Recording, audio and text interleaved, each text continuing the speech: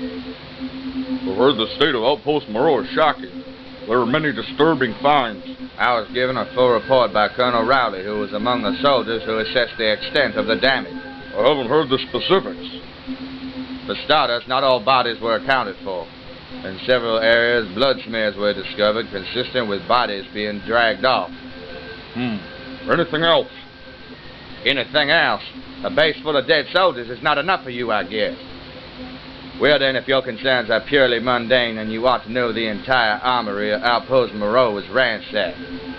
Thousands of rounds of ammunition, nails, grenades, shells. They cleaned house. Weapons, rocket launchers, grenade launchers.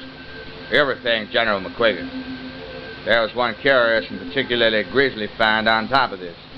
I can't quite wrap my mind around a guess as to why these creatures would have done it. Grisly in what way? Well, there were Army grunts stationed there. I'm well aware I gave the order. They were going to participate in a security drill with a Marine stationed there. Well, then they got more than they bargained for, but one Army grunt was found with his head sliced wide open. Sliced? Yes, it's believed that these creatures were armed with heavy blades of some kind. But after annihilating the base and doing whatever else it is they did, they took the time to carve up an Army grunt's skull and remove the implant. On all the grunts? No, only one. For being that they did this, they either had inside knowledge that the implant was there, or they have ways of sensing such things on their own. We may be dealing with very intelligent creatures. Well, we'll find out when we take our military initiative. Well, I hope to God you intend to investigate further before sending anyone else over there. We can only gather so much from what we know, and what Lieutenant Phil reported of his experiences without sending more troops in. Well, that's not necessarily true. A man named Jack Torres arrived here this morning. I sent for him. It is possible we can use him to see and assess the other side without endangering the lives of soldiers. I've heard of him, but I'll be straight with you. I question the integrity of this remote viewing. It is a documented and government-approved method, even if it does not enjoy a great deal of popularity. In the least, it is worth a shot. That's preposterous.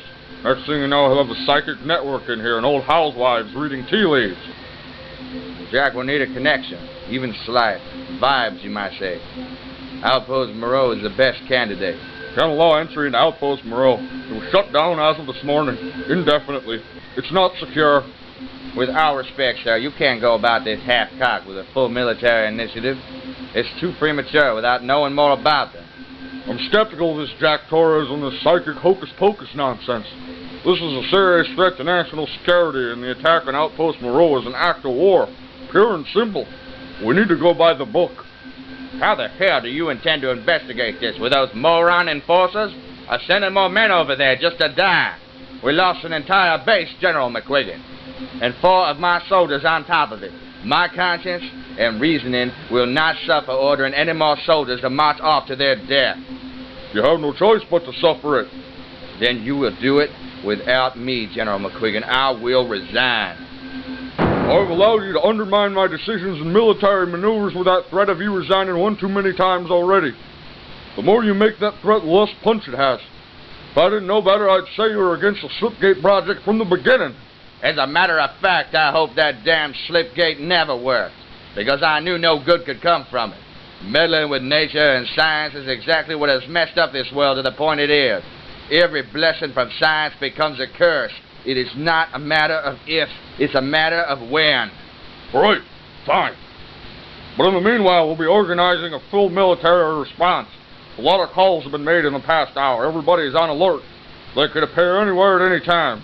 We have to be ready. That's not totally true, though. They came through our own slip gates. And that's where you're wrong. Outpost Moreau had no slip gates installed.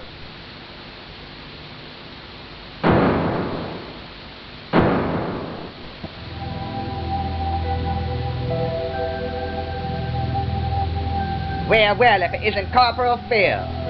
Oh, many apologies, sir. It's Lieutenant now. Doesn't matter what it is. Well, many apologies regardless.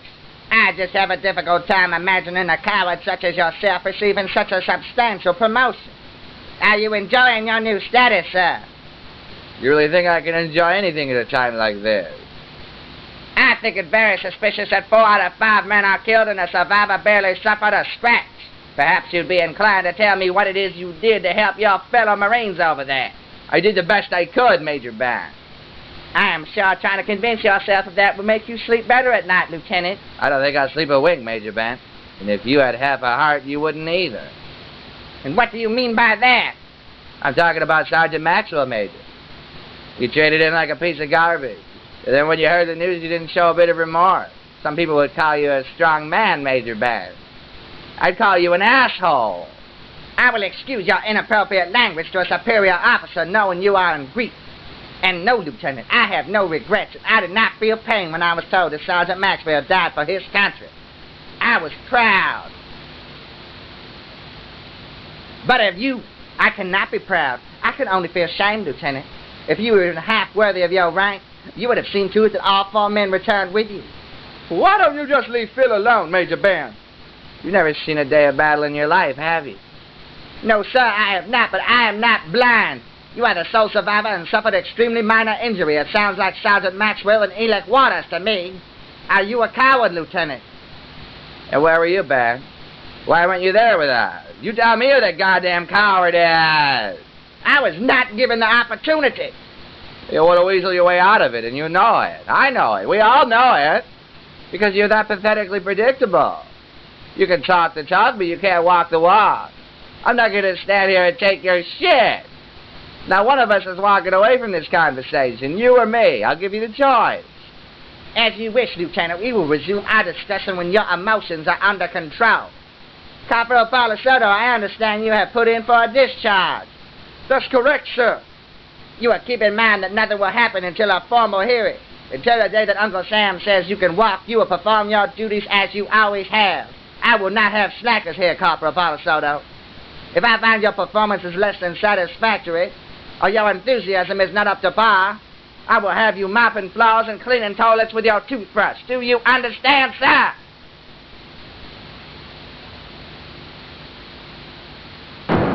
So you decided you wanted to leave the military. And what brought that on? I've served my mandatory time, but regardless, how could I stay after this? After what? Knowing that I started it. Why, if I hadn't shot that thing, Sergeant Maxwell would still be alive. Murdoch, too. And all those boys in Tucson. Yeah. You think blaming yourself is going to help matters? What's done is done. I can't undo it. But I am the one to blame. Well, who knows where this all is going to lead? If you don't mind my saying so, you do no service to their memories by quitting now. Well, I don't know what else to do. Well, how do you do it? To do what? Well, be in the military. Well, be in a place like this and deal with these things and still come across so collected. How do you hold yourself together and have a sense of humor about it? Even your mistakes. Your mistakes make you who you are, Corporal. They can break you or it can make you stronger. You've got to look on the bright side of any situation. You'd be surprised how funny the most serious things can be. This shit happens, Corporal Palisoto. All you can do is take all the good you can sucker out of it. Well, what about the bad? You bury it, Corporal. You bury it deep. That's what I do. Because life is too short.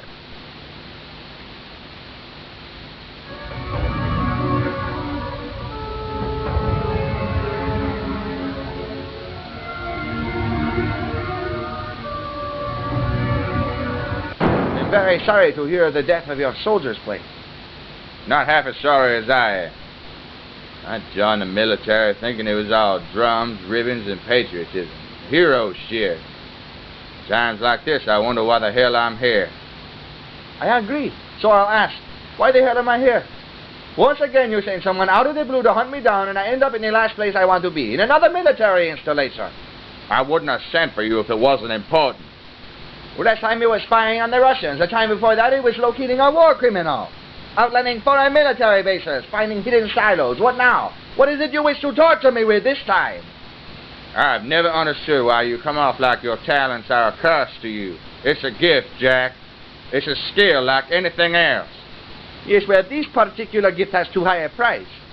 It is like a weapon that is ammunition. You cannot use it without cost. To me, this cost is high. Every time I employ it, it takes a piece of me with it. Nothing is free, even this. It is bending my mind and taking it to places it was never meant to go. And how can you assume it's not meant?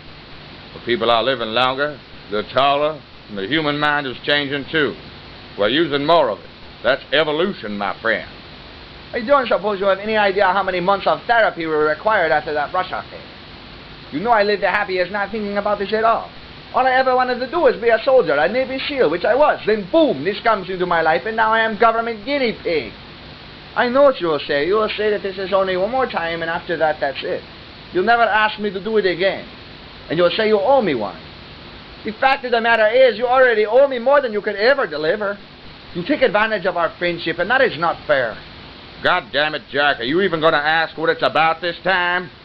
I assumed it was the same bullshit as before, Zach. Every time the government or you has a problem, you drag me in here and expect me to wave my magic wand. Let me tell you something. I'm not going to do it this time. Well, how about saving the world? Is that important enough for you? Because whatever you find out very well may. Yes, and now you are exaggerating. Do you believe in alternate dimensions? How could I do what I'm able to do and not believe? You see that monstrosity over there? It's a teleportation device. Transport things from one location to another instantly. Are you serious? I wasn't aware this kind of technology even existed. I didn't know we were advanced enough. Advanced isn't the word I'd use, but the trick of this is, this damn thing misfired one day and punched a hole into what Dr. Keefe described as an alternate dimension. We got the attention of the creatures living there. We know about them, they know about us. Earlier this morning, they attacked one of our bases, killing everybody. Those 4 soldiers I lost died in their territory. General McQuiggan and other like-minded higher powers are pushing for a war with these things, and we barely understand them. The extent of their civilization is unknown. Their plans, unknown. And if I wasn't around, what would you do then? I'd be forced to send more soldiers over there to possibly die. The chances are none of them would live long enough to see the things you could see from right here. You would not only be helping me, but saving some lives at the very least. But as always, it's your choice. This will be unusual, however. What do I have to work with? Well, I was hoping a slip gate would be enough, knowing they could send soldiers there. It's not enough. Something that has been there would help. The soldier who survived, Lieutenant Phil, will he suffice? I just want you to know something, Zach. What's that? I'm not going to do it for you. I'm going to do it because it is the right thing to do. I wouldn't want it any other way.